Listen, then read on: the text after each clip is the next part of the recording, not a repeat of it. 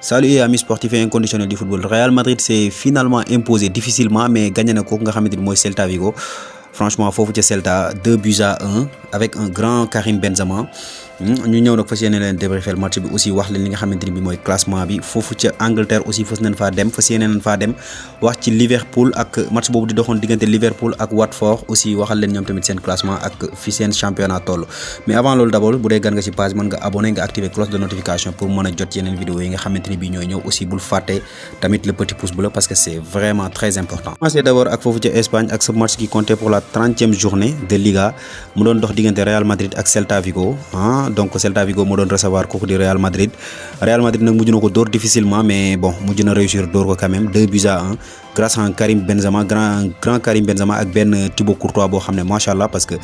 on le rappelle même moom moo jël l'homme du match donc Real Madrid a gagné mais difficilement donc souffrir na. Karim Benzema avait ouvert le score à la 19e minute sur un penalty. Nolito a égalisé à la 52e minute. Nolito égalisé. Bon, Karim Benzema a doublé la mise à la 69e minute sur encore une fois une penalty.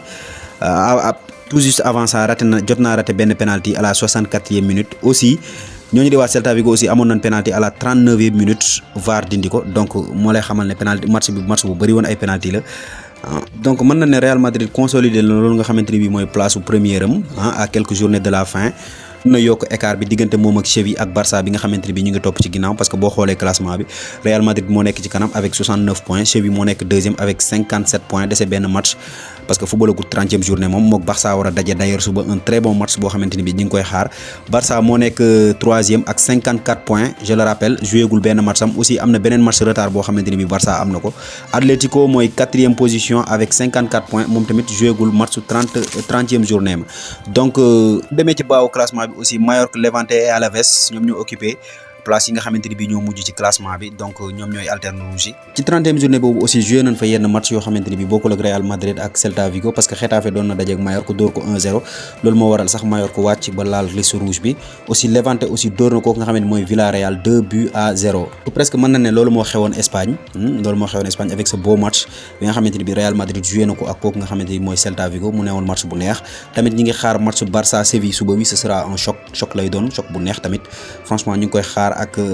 impatience donc ñu jàll ba foofu nga xamante ni bi mooy ca Angleterre parce que Liverpool doon na fa daje ak Watford bu Ismaïla Sarr ñuy rappeler aussi que ne Ismaïla Sarr joué na match bi yëpp ba mu jeex moom Sadio Mané nag ca banc ba la newoon parce que à la 68e minute la dugg remplacé kooku nga xamante ni bi mooy Mohamed Salah nga xam ne dafa départoon mu newoon nag match bu neex a neex mais carrément tamit dañu remarqué que ne Liverpool dafa ëpp doole ñooñu nga xamante ni mooy waa Watford ba tax war na leen ko bon Diogo Jota moo ouvrir le score à la 29e minute Fabinho ñëw bon aggravé score bi à la 89e minute sur un penalty moom Fabinho moomu sax dafa mujj génn remplacé par Curtis Jones. tamit ci match bi rek boo xoolee loolu nga xamante ni mooy statistiques yi rek war na leen ne carrément que ne Liverpool moo ëppoon doole kooku di Watford te war na ko parce que position de balle Liverpool amoon na 73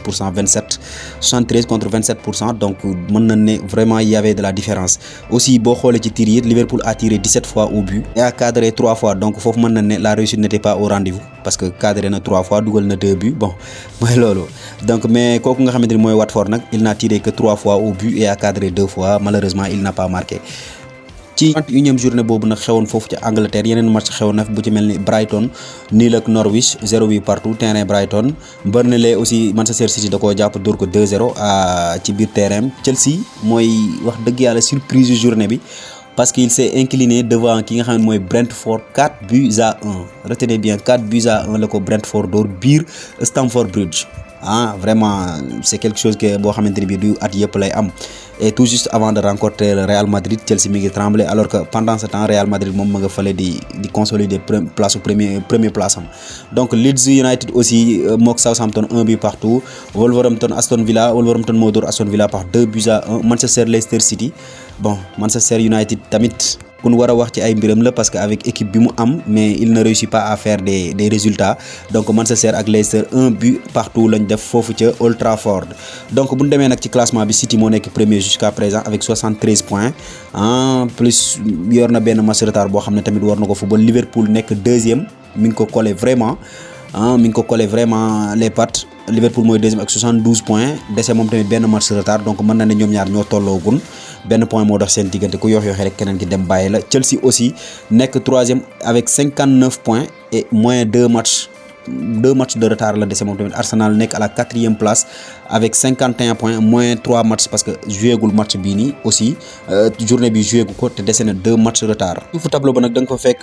respectivement Watford, Burnley, Norwich. Watford de Ismaïla Sarr, donc franchement war nañoo gaaw jogaat xam nga ndax ñu mën a bokk ci ñi nga xamante ni bi ñooy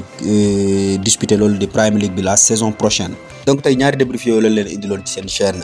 Univers Foot di la wax ne bu dee gan nga ci page mën nga abonné nga activer li nga xam ne mooy cloche de notification pour mën a jot yeneen vidéo yi nga xamante ne bi ñooy ñëw. aussi bul fàtte ne mën nga def sa commentaire ci commentaire yi tamit bul fàtte le petit pouce bleu parce que c'est vraiment très important pour nous. Merci et à très bientôt.